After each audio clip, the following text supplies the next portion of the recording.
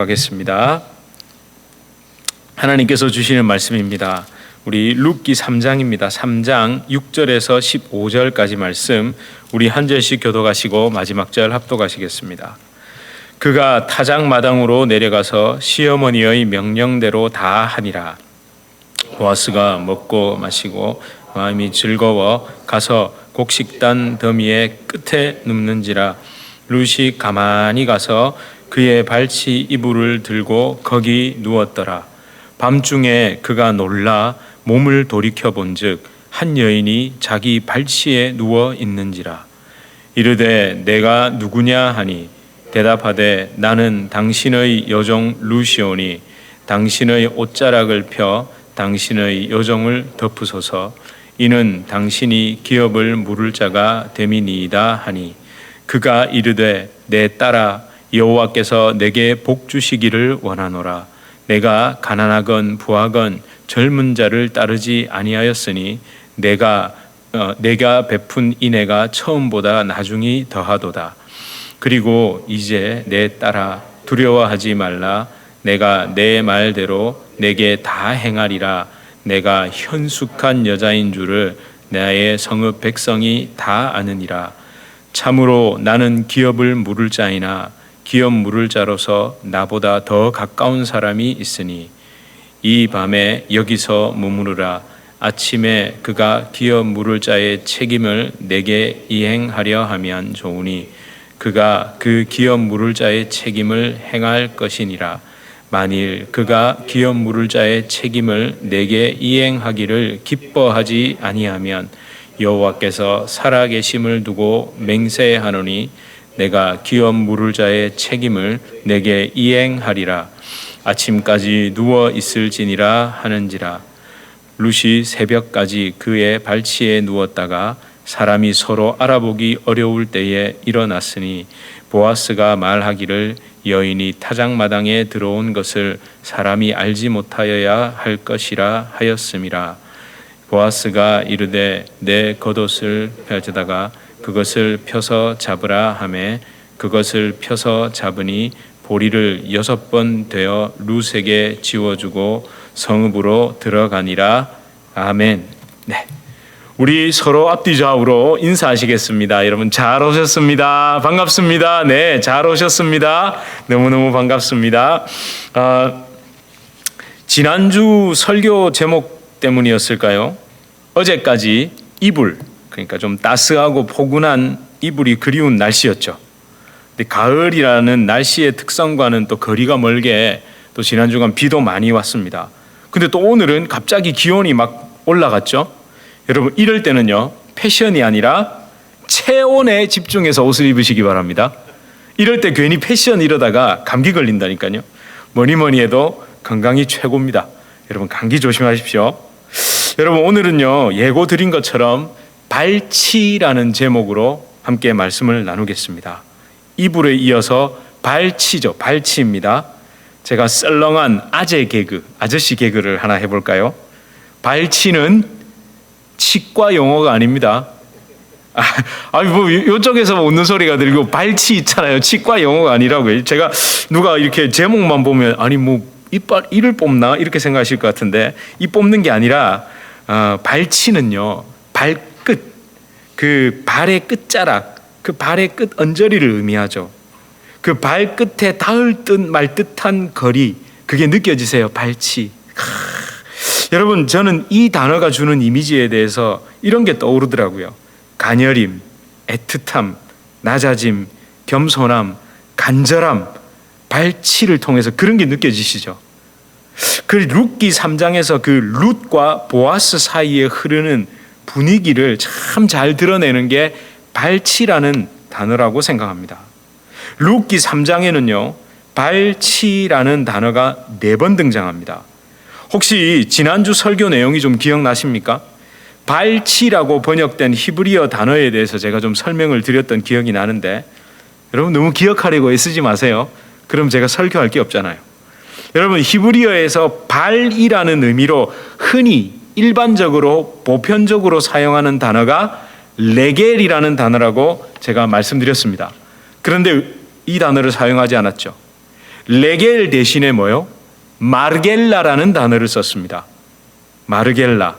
이렇게 외워보세요. 마르게리따 마르겔라. 또 썰렁한가요? 여러분 웃을 때까지나 끝까지 하려고요. 아재 개그가 먹히는 데는요, 막 끝까지 하면 됩니다. 마르게리따 마르겔라. 그러니까 레겔 대신에 마르겔라라는 희귀한 단어를 썼습니다. 구약 성경 전체에서 어디에만 나오죠? 룻기랑 다니엘서에만 나옵니다. 발이라는 단어가 구약 성경에 얼마나 많이 나오겠어요. 근데 다 그걸 레겔 했는데 요 딱 룻기에는 이상하게 마르겔라라는 단어를 썼다니까요. 그게 무슨 뜻이라고요? 나오미가 의도적으로 사용한 겁니다.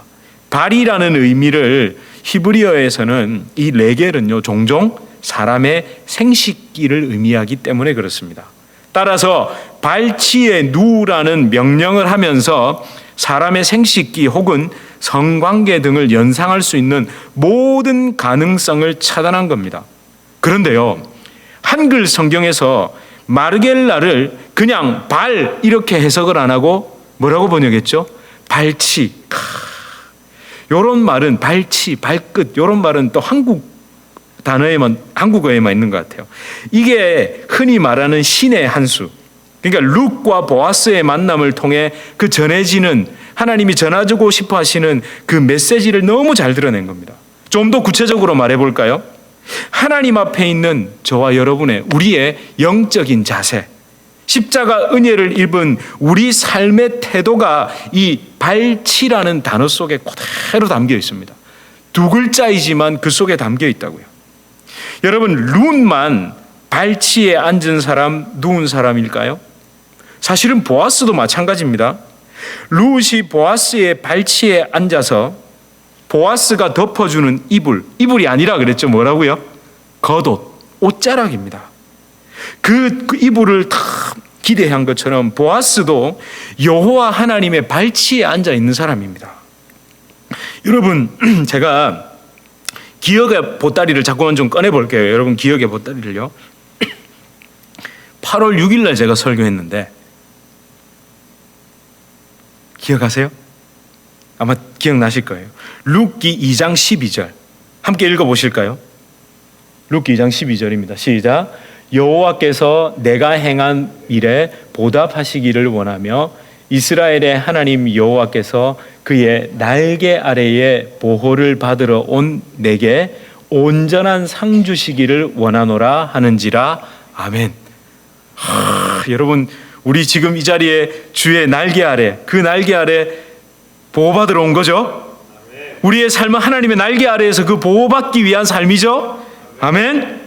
여러분, 근데 이게 그냥 축복을 한 말이 아니라고요. 제가 여러분 모두 주의 날개 아래 품은 바 되길 바랍니다, 그렇게 축복합니다, 이 정도가 아니라 여러분 자칫하면요 이런 말들, 주님 날개 아래 품은 바 되시길 바랍니다, 이런 건요 종교적인 덕담이 될 수 있다고요. 예를 들어 말끝마다 할렐루야, 아멘, 축복합니다, God bless you, 말끝마다 그냥 이렇게 붙어 있는 건 종교적인 덕담에 불과하다는 거죠. 여러분, 제가 그때 8월 6일 날 설교를 할 때 이렇게 분명 말씀드렸습니다.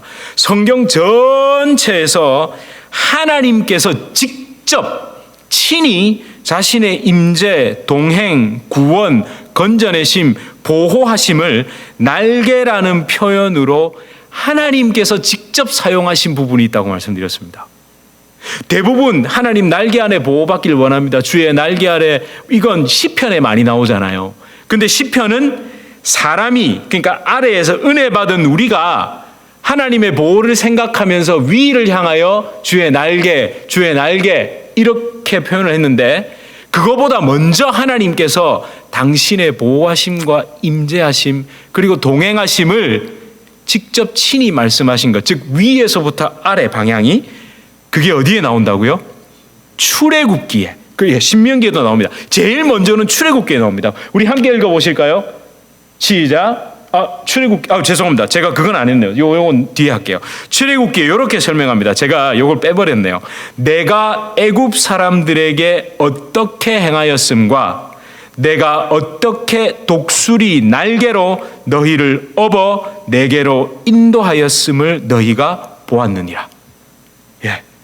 이스라엘 백성을 애굽에서 건져내신 하나님께서 마침내 시내산에 도착한 그 이스라엘 백성들에게 처음으로 선포하실 때 내가 독수리 날개로 너희를 업어서 여기까지 인도해 왔어. 이 얘기를 하나님이 제일 처음 하신 게 바로 출애굽기거든요.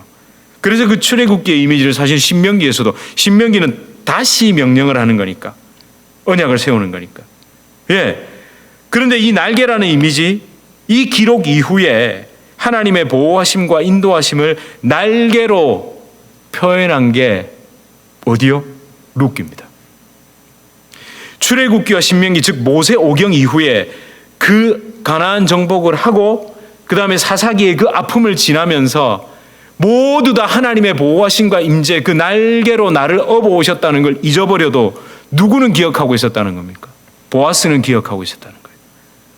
그래서 보아스가 룻에게 이스라엘의 하나님 여호와께서 그의 날개 아래에 보호를 받으러 온 너 그리고 나에게 온전한 상 주시기를 원하노라, 이렇게 말한 거죠. 그런데 여러분, 더 재미난 게 있습니다. 룻은 역시 룻입니다. 룻이 달라요. 오늘 본문에 보니까, 오늘 읽은 본문에 보니까 룻의 기막힌 표현이 있죠. 보아스가 여호와의 날개 아래 보호받으러 온 너에게 온전한 상 주시기를 원한다 이러니까 누가? 룻이 뭐라고 대답합니다. 힌트를 하나 드릴까요? 날개라고 번역하진 않았지만 날개를 연상케 합니다. 사실은 히브리어 원어를 보면요, 이 표현에 날개, 카나프라는 단어를 썼습니다. 바로 9절입니다. 그러니까 12절과 9절이 딱 맞아 떨어지는 거예요. 함께 읽어볼까요? 시작. 이르되 내가 누구냐 하니 대답하되 나는 당신의 여종 룻이오니 당신의 옷자락을 펴 당신의 여종을 덮으소서 이는 당신이 기업을 물을 자가 됨이니이다 하니. 그렇죠. 여러분 보니까 여기에 날개 없는데 이러실 수 있잖아요. 원어로 보면 펴 덮으소서, 당신의 옷자락을 펼쳐서 덮으소서 할 때 그 펼쳐 덮다라고 번역한 이게 원어가 카나프, 날개입니다. 그러니까 옷자락을 펴서 덮으라는 의미가 아니었고 당신의 날개를 펼쳐서 나를 덮어주세요 이런 겁니다. 누가 먼저 그 얘기했다고요? 보아스가 그 말 먼저 했잖아요. 네가 여호와의 그 날개 아래에 보호받으러 왔구나. 그러니까 딱 뭐라 그럽니까? 당신의 날개를 펼쳐서 나를 덮어주세요. 여러분 이럴 때 뭐가 맞다고 합니까? 우리 흔히 말해 케미가 맞다. 요즘 애들 그런 말 하잖아요. 그래서 제가 저희 딸한테 물어보니까 진짜 미국 사람들 그렇게 쓴다면서요. chemistry, good chemistry with that person 이렇게 쓴다는데요. 요즘 젊은 애들이 케미가 맞는 거예요. 이런 거 있잖아요. 척하면 착, 하면 보아스가 탁 날개 얘기하니까 자기도 탁 말할 때 날개를 펼쳐서 나 좀 덮어주세요. 여러분 부부가 되기 딱 좋은 두 사람 아닙니까? 여러분 다 우리 부부간에 그 정도 케미 맞죠? 안 맞으세요? 제가 물어봐야 되나요? 여러분 제가 상세하게 적용을 하지 않겠습니다만 여러분의 배우자 또는 여러분의 가족들과 이런 케미, 영적인 케미가 맞는 게 좋죠. 더 나아가서 우리 뉴저지 주님의 교회 공동체는 영적인 케미가 얼마나 잘 맞을까 제가 한번 생각해 봤거든요. 저 혼자 해석은요, 지금까지 잘 맞아왔다고 생각합니다. 왜 웃으세요? 지금까지 잘 맞아왔다고 생각합니다. 아멘. 여러분 제가 완벽했기 때문이라는 말이 아닙니다. 부부간에도 무슨 케미가 그렇게 완벽하게 맞겠어요. 어떨 때는 머리 쥐어 터지게 싸우죠. 싸운다니까요. 그런데 여러분 케미가 맞을 때 꼭 어떤 일이 일어나는 줄 아세요? 화학 실험한 거 기억나세요? 뭘 넣어보면 막 부글부글 하죠. 두 개를 섞으면 부글부글 하고 막 난리가 나, 거품도 나고 막 연기도 나고 이런다니까요. 그러고 난 다음에 하나가 되잖아요. 화합물이 되잖아요. 여러분 연기가 나고요, 부글부글 끓는 걸 두려워하지 맙시다. 다른 사람들이 만나면 당연히 그걸 두 개를 섞으면 부글부글하고 막 그렇게 되잖아요. 그 이상한 게 아니라니까요. 그 시간을 지나는 겁니다. 여러분, 저는요, 지금까지 우리 뉴저지 주님의 교회든 우리의 영적인 케미가 맞았던 이유 중에 하나가 그 부글부글할 때 누가 먼저랄 것 없이 십자가 은혜 아래 엎드렸기 때문이라고 저는 믿습니다. 말씀의 인도함 앞에 누구도 자기를 내세우려 하지 않았기 때문이라고 저는 믿습니다. 불만이 있어도 뭐 이렇게 하지라는 게 있어도 또 은혜 아래서 자기 뜻을 고집하지 않았기 때문이라고 믿습니다. 그래서 여러분, 사실은 교회에서 케미가 맞아갈 때 제일 위험한 사람이 누군지 아세요? 여기예요, 여기. 저라고요. 여러분, 아닌 것 같으시죠? 사실은 목사가 제일 위험한 사람입니다. 케미가 맞아갈 때. 여러분, 제가 예를 들어 A라는 분과 B라는 분의 의견이 다를 때, 우리 교회는 당회가 장로님과 저밖에 없지만, 예를 들어 당회에 여러 장로님들이 있다든지, 재직회를 한다든지, 공동회의를 한다든지, 이게 안 맞을 때, 제가 누군가의 손을 들어줘야 합니까? 예? 제가 그런 사람이, 제가 캐스팅 보트인가요? 아닙니다. 저는 그런 역할을 하는 사람이 아닙니다. 저는 그럴 때 우리가 그걸 왜 주장하는지, 내가 왜 그게 맞다고 이야기하는지를 기도하게 만들고 엎드리게 만드는 사람이 접니다. 저 CEO 아닙니다. CEO는 이사회에서 제 한 표, 두 표를 행사하는 사람이고, 저는 목회자입니다. 목회자는 그걸 하려고 하는 이유와 그걸 해서 원하는 것이 무엇인지를 보게 만드는 사람이라고요. 틀렸습니까? 제가 목회자의 정의를 정확하게 내리는 건가요? 담임 목사는 당회의 의결권을 가진 무슨 회장이 아니라고요. 여러분, 저는 앞으로 계속해서 그런 교회가 되길 원합니다. 그래서 계속해서 지금까지 이어왔던 선순환이 계속되기를 축복합니다. 여러분, 그래서 우리는요, 진짜 은혜를 사모해야 합니다.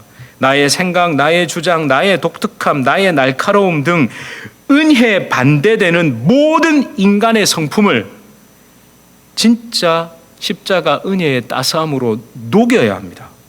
그래서 여러분, 여호와 하나님의 발치에 앉아서 가장 먼저 은혜를 구했던 사람이 보아스고, 그 보아스를 보고 룻도 그 은혜를 구한 겁니다.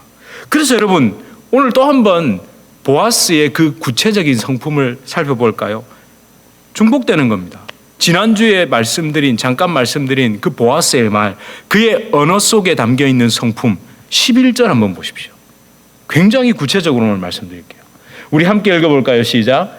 그리고 이제 내 딸아, 두려워하지 말라. 내가 내 말대로 내게 다 행하리라.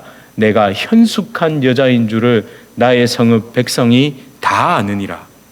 여러분, 이 두려워하는 어떤 두려움을 가진 사람을 진정으로 위로하는 말을 지금 하고 있습니다. 보아스의 발치에 누울 때, 그 밤에 보아스에게 다가가서 그 발치에 누울 때 룻의 마음속에 들어오는 가장 큰 두려움이 뭘 것 같으세요?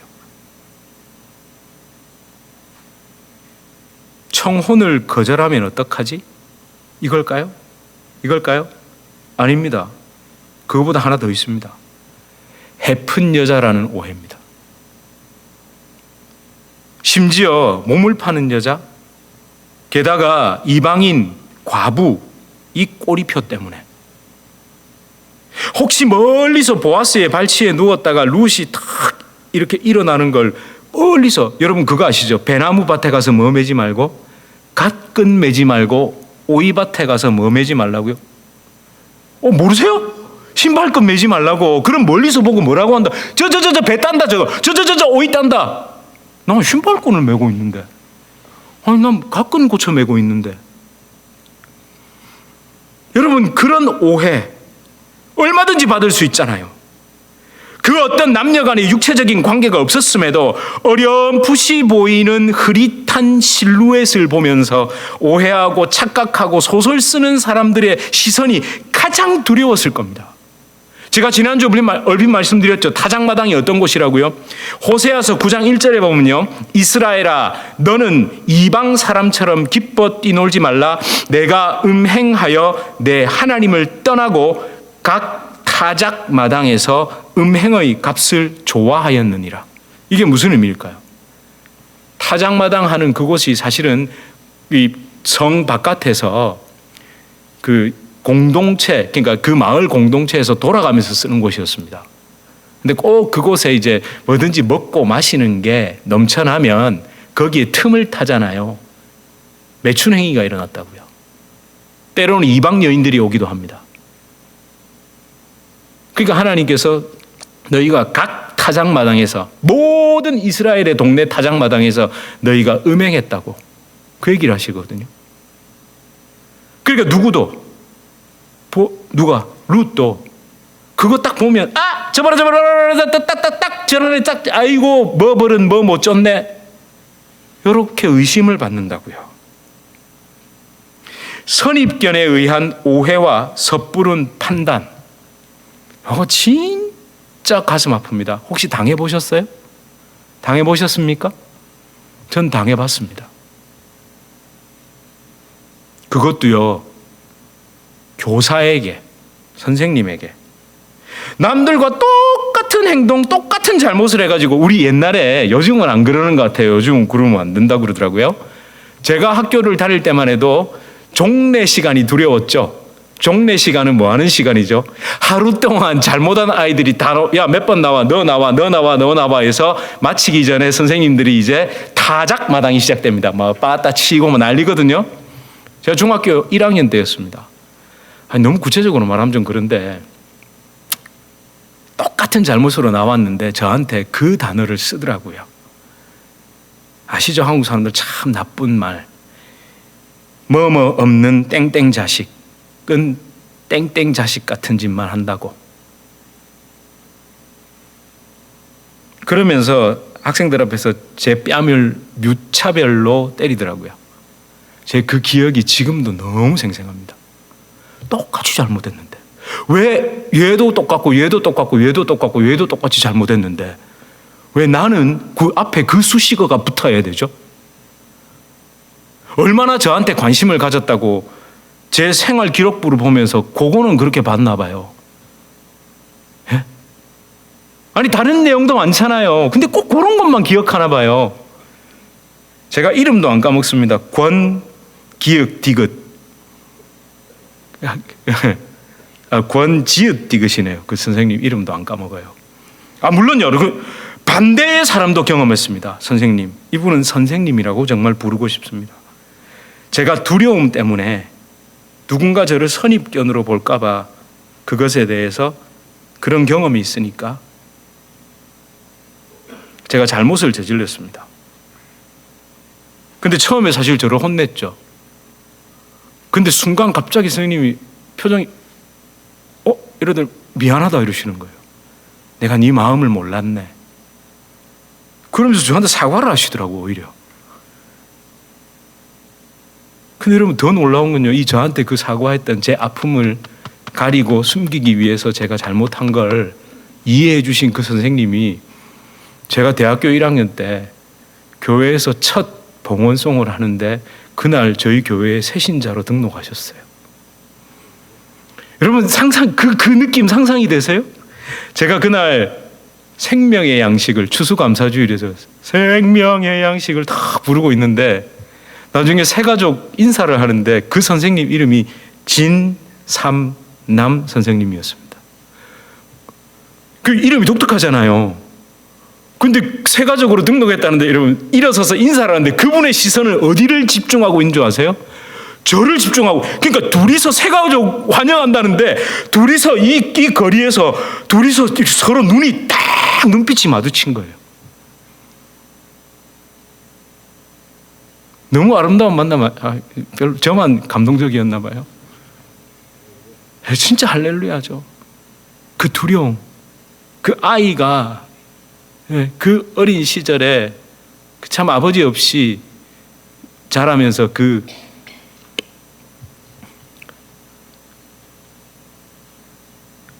지금은 제가 뭐 서러워서 이렇게 하는 게 아니라 너무 감사해서요. 여러분, 그런 사람이 되십시오. 여러분, 보아스는요, 룻을 이방 여인, 과부 이런 선입견으로 대하지 않았잖아요. 오히려 더 소중히 여겼지 않습니까? 정말 사랑하는 우리 뉴저지 주님의 교회 성도 여러분, 지나간 일에 대한 소문으로 서로에 대해서 선입견을 가지는 건 정말 삼가해야 됩니다. 아니, 그러기가 쉬워요. 사람의 성향은, 왜냐하면 제가 솔직히 말할게요. 대체로 또 그리로 가요, 또. 에? 우리 모두 다 옛버릇이 있잖아요. 옛습관이 있고. 아무도 없으세요? 에? 한번 털어볼까요, 우리의 소문이 어떻게 나 있는지 우리 서로 한번 털어볼까요? 근데 저는 믿습니다. 십자가 은혜에 붙들리면요, 분명 이렇게 가던 방향이 이렇게 틀어지거든요. 그럼 처음에는 이렇게 끝도 없이 가다가 틀어지면 이렇게 갈 거 아닙니까? 에? 아니, 당장 저기 목적지까지 언제 가요? 방향이라도 돌렸으면 너무 감사한 일 아닙니까? 눈꽃만큼이라도 나아지겠죠. 우리는 그렇게 보자는 거예요. 물론 그 버릇 고치지 못하는 경우도 있습니다. 근데 그건 그때 가서 그 사람의 삶이 증명할 거기 때문에 우리는 절대 누군가를 선입견으로 대하지 않기 위해 굉장히 노력해야 됩니다. 제가 더 길어질까 봐 제가 직접 한 페이지를 빼야 되겠습니다. 이제 길게 안 하기로 했잖아요. 이 한 페이지는 다음 주에 하겠습니다. 여러분, 보아스의 발치에 누워있는 룻. 제가 참 오랫동안 그 발치라는 단어와 그 보아스의 발치에 누워있는 그 룻의 모습을 계속 묵상했거든요. 그러면서 제가 갑자기 수식어가 탁 떠올랐습니다. 발치에 누워있는과 너무너무 어울리는. 한번 보실래요? 자, 발치에 어떻게 누워있는 이 수식어 한번 생각해 보세요. 뭐가 들어가면 딱 어울릴까요? 발치에 누워있다. 어떻게 누워있으면 좋을까요? 네? 뻣뻣하게? 거만하게? 으스대며? 내자잖아요, 내자. 발치에 뻣뻣하게 누워있는, 이게 어울립니까? 거만하게 누워있는, 으스대며 누워있는, 이게 어울립니까? 뭐가 어울립니까? 웅크리고 쪼그리고. 어울리죠? 발치에 웅크리고 쪼그리고 누워있는, 너무 어울리잖아요. 여러분, 은혜를 사모하는 자의 자세입니다. 예수 그리스도 십자가 은혜를 받으려면요, 발치 아래에 엎드려야 합니다. 웅크려야 합니다. 쪼그려야 합니다. 여러분, 신약 성경에 예수님을 만난 사람들, 예수님을 만나서 치유받고 용서받고 구원받은 사람들은 모두 다 그분의 발치 아래에 앉아 있었습니다. 쪼그리고 앉아 있었고 웅크리고 앉아 있었습니다. 혈루증으로 소망 없던 여인, 그 여인은요, 몸을 숙여서 그 땅을 스치듯 그 땅을 끌고 가는 그 예수님의 옷자락을 만졌잖아요. 그거 만지려면 뻣뻣하게 서가지고 아이고 옷자락아 이리 와라, 이게 가능합니까? 내가 수그리고 쪼그려야죠. 예? 제가 긴 옷을 입고 여러분이 한번 만지게 해드릴까요? 어떤 자세가 되는지. 여러분, 베데스다 연못에서 38년 동안 누워 있었던 병자, 예수님의 발 아래에서 그분을 바라봤습니다. 그 사람이 누워 있다가 네가 낫고자 하느냐 하니까 무슨 소리 하는데 벌떡 일어나가지고, 아니 내가 여기 들어가고 싶어서 안 들어가고 싶어서 안 들어간 줄 아냐고, 넣어주는 사람이 없어서 안 들어가고 있다고, 이러고 난 다음에 다시 눕고 뭐 이런 거 아니잖아요. 예수님 발 아래에서 누워가지고 제가 너무 낫고 싶은데 물 이동할 때 아무도 나를 넣어주는 사람이 없다고. 여러분, 그때 주님이 그에게 회복을 선포하시지 않았습니까? 또 그리고 있습니다. 누구냐면요, 거라사 광인. 거라사 광인 아시죠? 군대 귀신 들어가지고 막 사람들이 겁나서 어떻게 하지를 못하는 그 사람, 그 귀신이 떠나간 뒤에 회복된 그의 모습을 성경이 어떻게 묘사하는 줄 아세요? 누가복음 8장 35절입니다. 우리 함께 읽어볼까요? 시작. 사람들이 그 이루어진 일을 보러 나와서 예수께 이르러 귀신 나간 사람이 옷을 입고 정신이 온전하여 예수의 발치에 앉아 있는 것을 보고 두려워하거늘. 여러분, 이 모습을 한번 상상해 보세요. 사람들이 그 유명했던 완전히 미쳐 날뛰는 그 거라사 군대 귀신 든 사람이 나았다는 소문을 듣고 딱 와가지고 그 사람을 봤는데 그 사람 모습이 어땠다고요? 옷을 입고 어디에 앉아 있답니까? 예수의 발치에 탁 앉아 있더랍니다. 예? 예수의 발치에. 여러분, 여기서 발치로 번역한 게 푸스거든요. 영어의 풋하고 비슷한 어원일 겁니다. 헬라어로. 그런데 이게 마르겔라를 헬라어로 번역하면 푸스입니다. 그 발치에 탁 앉아 있는 거예요. 여러분, 진짜 은혜 받은 사람, 구원받은 사람, 축복받은 사람 다른 데 갈 수 있습니까? 회복됐잖아요. 그러고 나니 어디로 가? 내가 드디어 나았다 하고는 그냥 어디로 나간 게 아니라 여전히 예수의 발치에 앉아 있더라는 거예요. 여러분, 진짜 은혜 받은 사람은요, 예수님의 발치에 앉아 있습니다. 진짜 축복받은 사람은요, 그의 몸된 교회에 나와서 겸손히 예배드리고 섬기고 그렇게 되게 돼 있다니까요. 여러분, 이거 우리 알잖아요. 서구 사회, 심지어 우리 한국 사회도 복음이 들어가서 경제적으로도 부흥하고 번영하고 발전하고 그러고 난 다음에 이어지는 게 뭡니까? 교회의 쇠퇴로 이어지잖아요. 그 이유가 뭐라고 생각하세요? 교회를 공격하니까? 교회를 손가락질하니까? 아닙니다. 살만하거든요. 괜찮아졌거든요. 그러고 나면 이제 발치에 앉는 게 아니라 이제 돌아다닌다니까요. 여러분, 한국에 혹시 1박 2일이라는 프로그램 아세요? 여러분, 그것 때문에 교회가 어마어마한 타격을 입은 거 아세요? 그 1박 2일이 유행을 할 즈음 뭐가 시작됐냐면요, 주 5일제 근무가 시작됐습니다. 그러면서 1박 2일 하면서 토요일 날, 주일 날 다 산으로 들로. 여러분, 지금 한국 그 좁은 나라에서 미국 픽업 트럭과 캠핑 트레일러가 없어서 못 판답니다. 예.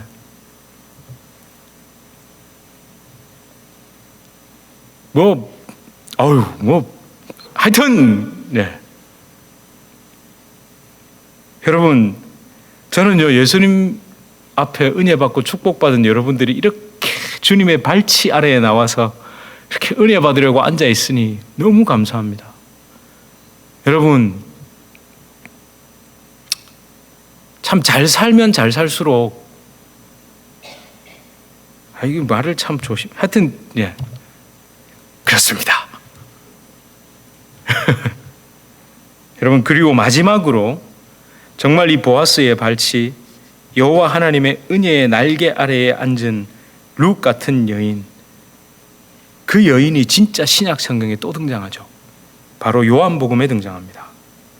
예수님의 발에 향유를 부은 여인, 바로 마리아. 우리 함께 읽을 때 이 장면을 마음으로 한번 그려보세요. 12장 3절입니다. 요한복음 12장 3절입니다. 시작. 마리아는 지극히 비싼 향유 곧 순전한 나드 한 근을 가져다가 예수의 발에 붓고 자기 머리털로 그의 발을 닦으니 향유 냄새가 집에 가득하더라. 여러분, 여기서 중요한 게 뭡니까? 예? 향유를 붓는 게 중요합니까? 그러나 더 중요한 게 있습니다. 머리털로 발을 닦았다는 겁니다. 머리털로 발을 닦았대요. 향유에 치중하면 자칫 가롯 유다처럼 300데나리온 어쩌고 저쩌고 하는 것 같이 비싸고 귀한 것을 예수님께 드려야 된다, 이렇게 엉뚱한 소리 하게 되거든요. 그런데 예수님을 만난 여인, 예수님이 어떤 분인지 드디어 깨달은 마리아는요, 자신을 치장하고 자신을 위해 살아가던 삶을 깨뜨린 겁니다.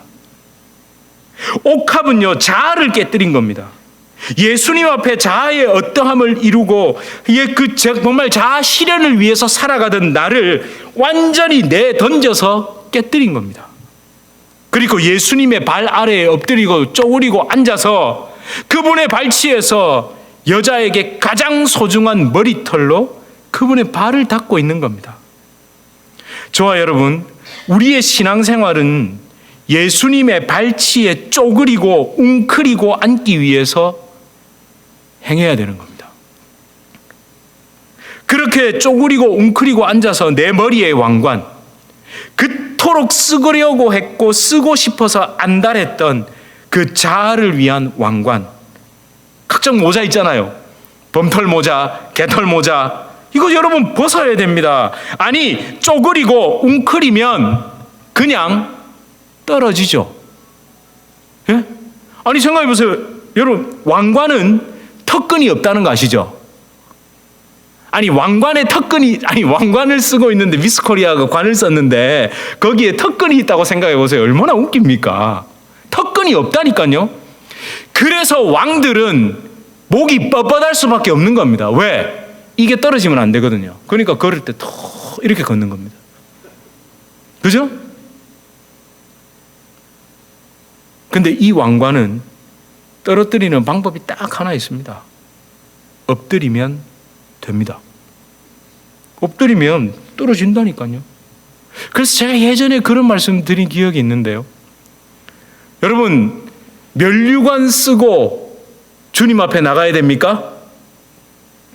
나가십시오. 할렐루야. 나가십시오. 근데 그 앞에 나가서 어떻게 하면 됩니까? 엎드리면 됩니다. 그래서 제가 천국에 가서 주님 만날 때 엎드리면 바닥에 뭐 떨어지는 소리가 엄청 들릴까요? 면류관 떨어지는 소리가 엄청 날 것 같아요. 예. 이렇게 혼자 그냥 상상해 봤습니다. 저와 여러분, 우리는요, 예수님의 은혜의 옷자락, 십자가에 흐르는 은혜의 날개에 덮이기 위해 교회에 나왔습니다. 아멘. 예? 에이, 제가 제일 단점이 너무 늘 심각하게 설교를 한다는 건데, 그럴 땐 좀 아멘도 해주세요. 예수님의 발치 아래에 엎드려 나를 치장하던 삶에서 떠나 머리털로 그분의 발을 씻기기 위해 교회에 나왔습니다. 아멘. 딱 이 찬양의 가사처럼, 우리 아까 찬양했던 건 뭐라고 처음에 시작하냐면요, 주 발 앞에 무릎 꿇고 그 사랑에 잠기러 주의 옷자락 만지며 주의 두 발을 씻기며 주의 발에 입 맞추며 나의 왕관을 놓으리. 우리 그 왕관 벗어 던지러 왔죠. 여러분, 그저 교회에 바라는 것이 있다면, 목회자로 교회를 섬기며 살면서 바라는 것이 있다면, 저와 여러분이 룻처럼, 또 보아스처럼, 또 이 여인들처럼 여호와 하나님의 발치에 앉게 되길, 눕게 되길, 그 은혜의 날개에 덮인 바 되길 주님의 이름으로 축복합니다. 우리 함께 이 찬양 올려드리겠습니다.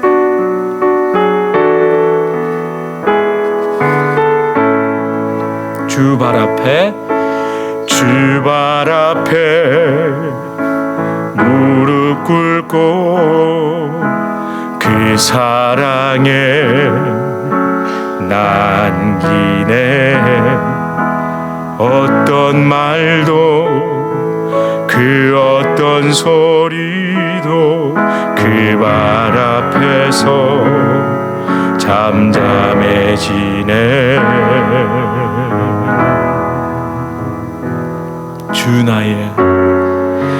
주 나의 사랑 그 발 앞에 앉아 내 모든 기도는 사랑의 노래가 되네. 주의 옷자락 만지며 주 발을 씻기며 주님 그 발에 입 맞추며 나의 왕관을 놓으리. 주의 옷자락 만지며 주의 두 발을 씻기며 주님 두 발에 입 맞추며 나의 왕관을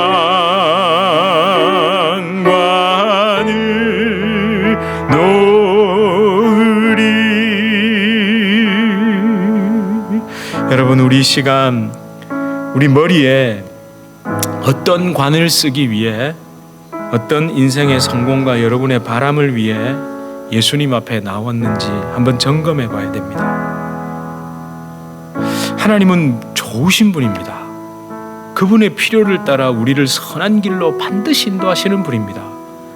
그런데 여러분, 우리는 자꾸만 내가 왕이 되고 싶어 한다니까요. 늘 마른 종으로 산다 그러고 하나님의 은혜 아래 산다고 하면서 결국에는 내가 원하는 그 관, 그것이 나에게 오지 않으면 마치 역모를 일으키는 신하처럼 살진 않았습니까? 여러분, 이 시간 다시 한번 하나님, 내가 그 어떤 머리에 관을 쓰고 살고 싶어 했던지 지금 중요하지 않습니다. 또 내가 어떤 것을 머리에 쓰고 있는지 지나간 것이 중요한 것이 아니라 지금 이 자리에 내가 주님 앞에 납작 엎드리게 하여 주시옵소서. 이룰 만큼 이루고 원하는 것을 얻고 나면 자꾸만 내가 원하는 길로 발걸음을 옮기려는 나를 다시 한번 붙잡아서 내가 주님 발 앞에 엎드리길 원합니다. 여러분, 우리의 심령입니다. 매주 교회 나와가지고 매주 뭔가 미친 듯이 하자, 이 얘기를 하자는 게 아닙니다. 여러분, 중심이 어떻게 돼 있냐는 겁니다. 무엇이 가장 소중하냐는 겁니다.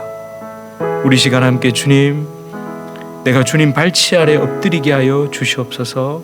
매일의 삶이 주님 발치 아래 엎드린 삶이 되게 하여 주시옵소서. 우리 이렇게 함께 기도하시겠습니다. 하나님, 나의 왕관을 내려놓기 위해 하나님 할 수 있는 것은 주님 은혜 앞에 다시 엎드리는 겁니다. 아버지 하나님, 우리 성도님들이 그렇게 주님 발치 아래 엎드려 주님 회복되게 하여 주시옵소서. 진짜 주님 그 날개에 덮이게 하여 주시옵소서.